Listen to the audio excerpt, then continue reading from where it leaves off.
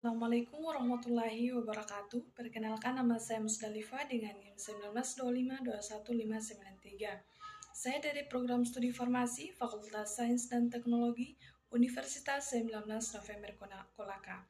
Baik, di sini saya akan menjelaskan tentang tugas farmakoterapi di mana mengenai penyakit epilepsi, contoh kasus dan menggunakan metode SOAP. Nah, baik, di sini saya akan menjelaskan tentang penyakit epilepsi. Epilepsi adalah gangguan kronis pada otak yang terdapat di seluruh dunia, yang ditandai dengan kejang berulang.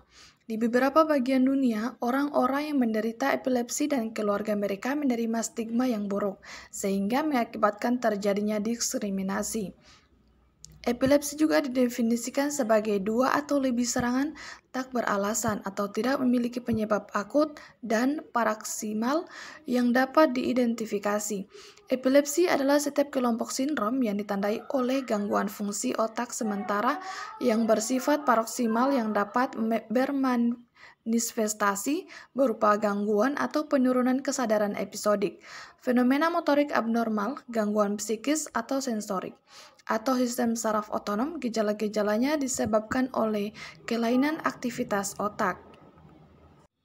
Nah, selanjutnya itu tanda dan gejala. Yang pertama, serangan epilepsi parsial. Nah, ini disebabkan oleh lesi atau kelainan lokal pada otak. Dengan demikian, evaluasi diagnostik ditunjukkan untuk menemukan atau membuktikan adanya lesi lokal tersebut. Serangan parsial dibagi atas menjadi dua. Yang pertama, serangan dan kesadaran yang tetap baik atau parsial sederhana. Yang kedua, serangan dengan gangguan kesadaran atau parsial kompleks. Nah, yang kedua itu serangan epilepsi umum, di mana serangan ini menunjukkan terlibatnya kedua belah hemisferium secara sinkron sejak awal mula serangan berupa hilangnya kesadaran. Kemudian diikuti gejala lainnya yang bervariasi. Jenis-jenis serangan epilepsi umum dibedakan oleh ada atau tidaknya aktivitas motorik yang khas. Yang pertama grand mal, kedua pelit mal, yang ketiga itu serangan tonik-klonik. Nah, selanjutnya itu etiologi, di mana terbagi atas menjadi dua. Yang pertama idiopatik, di mana epilepsi idiopatik seringkali menunjukkan predisposisi genetik. Penyebabnya tidak diketahui, meliputi kurang dari 50% dari penderita epilepsi anak, biasanya pada usia lebih dari 3 tahun. Nah, yang kedua simptomatik, di mana yang pertama kelainan kongenital dapat terjadi karena kromosom abnormal, radiasi, obat-obatan teratogenik, infeksi intrapartum oleh toksoplasma, sitomegalovirus, rubella, dan treponema biasanya terjadi pada kelompok usia 0-6 bulan. Nah, yang kedua, infeksi risiko akibat serangan epilepsi bervariasi sesuai dengan tipe infeksi yang terjadi pada sistem saraf pusat, seperti meningitis, ensefalitis, dan terjadinya abses serta infeksi lainnya. Epilepsi dapat terjadi karena adanya infeksi virus, bakteri, parasit, dan abses otak yang frekuensinya sampai 32%. Sering terjadi pada kelompok anak-anak sampai remaja. Nah, yang ketiga itu trauma kepala, di mana merupakan penyebab terjadinya epilepsi. Yang paling banyak trauma kepala dapat menyebabkan kerusakan pada otak. Kejang-kejang dapat timbul pada saat terjadi cedera kepala atau baru terjadi 2-3 tahun kemudian. Nah, yang terakhir itu gangguan vaskular. Penderita epilepsi oleh gangguan vaskular lebih sering diderita oleh lansia. Penyebabnya karena adanya serangan stroke yang mengganggu pembuluh darah di otak atau peredaran darah di otak yang dapat menimbulkan kejang. Nah, selanjutnya itu epidemiologi. Berdasarkan data yang diperoleh dari World Health Organization atau WHO, tahun 2015 sekitar 50 juta orang di seluruh dunia mengalami epilepsi dan menjadikannya salah satu penyakit neurologis yang paling umum secara global. Secara keseluruhan, insiden epilepsi pada negara maju berkisar antara 40-70 kasus per 100.000 orang per tahun. Di negara berkembang, insiden berkisar antara 100-190 kasus per 100.000 per orang per tahun. Prevalensi dan epilepsi bervariasi antara 5-10 kasus per 1.000 orang. Beberapa penelitian di negara-negara berpenghasilan rendah dan menengah menunjukkan bahwa proporsi yang jauh lebih tinggi antara 7 dan 14 per 1.000 orang. Nah, selanjutnya itu patofisiologi.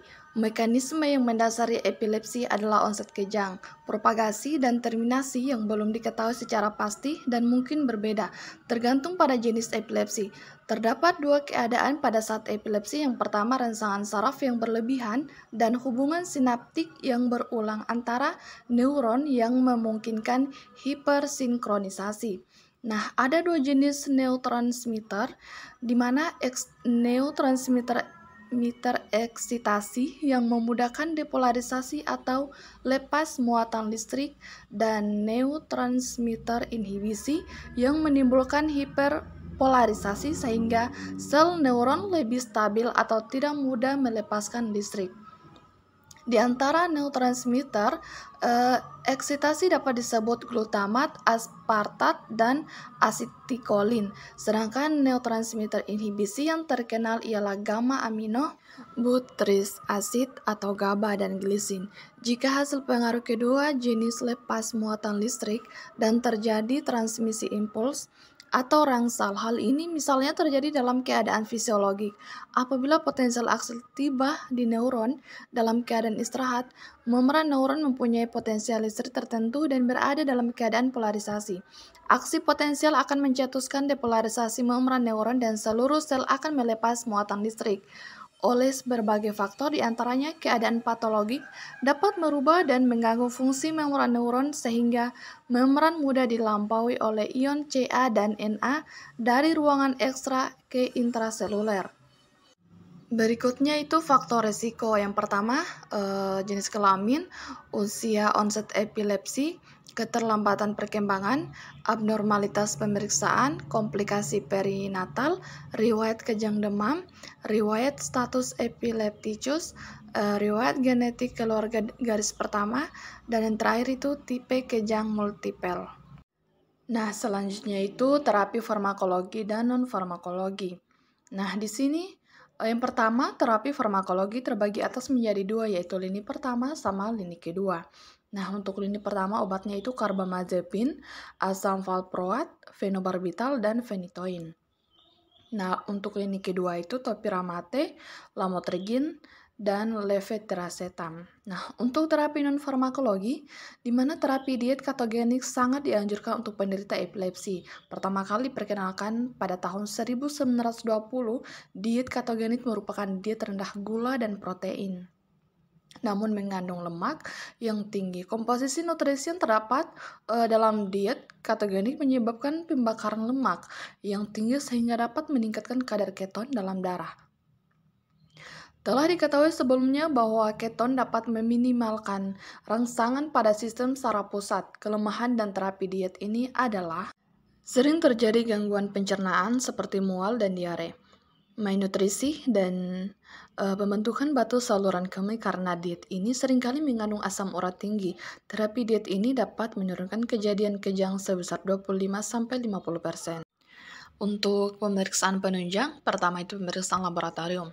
Pada orang dewasa, pemeriksaan elektrolit, gula darah, dan kadar kalsium sangat penting untuk menyingkirkan masalah ini.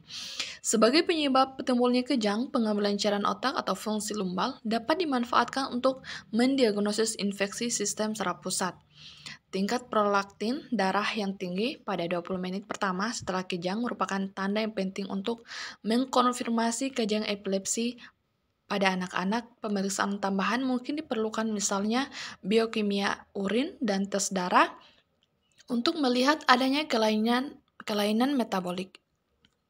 Yang kedua, pemeriksaan EEG merupakan pemeriksaan penunjang yang sering dilakukan untuk menegakkan diagnosis epilepsi. Terdapat dua bentuk kelainan dalam EEG. Kelainan vokal pada EEG menunjukkan adanya lesi struktural pada otak, sedangkan adanya kelainan umum pada EEG menunjukkan kemungkinan adanya kelainan genetik atau metabolik. Berikutnya contoh kasus TNOCH, seorang pria berumur 40 tahun datang ke UGD setelah adiknya menemukan ia kejang di rumah. TNCH memiliki riwayat hipertensi, diabetes mellitus, epilepsi, dan rheumatoid arthritis. Adapun obat yang diberikan meliputi HCT, gliburit, penitoin, dan aspirin. Dia selalu merokok 1 bungkus per hari dan memiliki sejarah kokain. Setelah diskusi dengan adiknya, ternyata TNCH tidak meminum obat penitoin selama 4 hari. Dan 10 menit yang lalu TNCH mengalami kejang. Dan setelah sadar, TNCH melakukan pemeriksaan laboratorium. Data lab menunjukkan tekanan darah 148/87 mm hidrogirom. Nadinya 15 per menit, suhu badan 39 derajat Celcius, dan dihasilkan kadar natrium 130 mg/L, kalium 3,5 mg/L, urea 10 mg per dl, kreatin 0,9 mg per dl, dan glukosa 189 mg per dl. Nah, selanjutnya itu penyelesaian dengan menggunakan metode SOAP. Yang pertama, subjektif, di mana memiliki riwayat penyakit hipertensi, diabetes mellitus, epilepsi, dan RA. Penggunaan obat HCT, gliburit, penitoin, aspirin, merokok 1 bungkus per hari, dan histori pengguna kokain, kejang 10 menit yang lalu.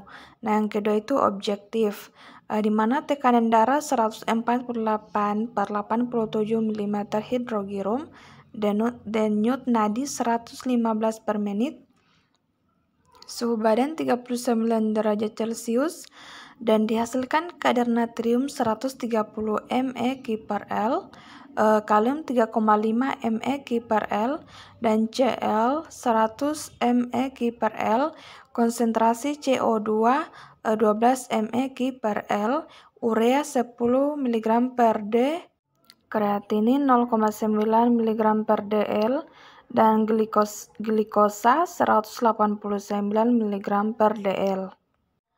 Nah, yang ketiga itu asesmen, di mana yang pertama kejang berulang, dihitung berapa lama terjadinya kejang, demam yang tinggi, dan pemberhentian penitoin selama 4 hari.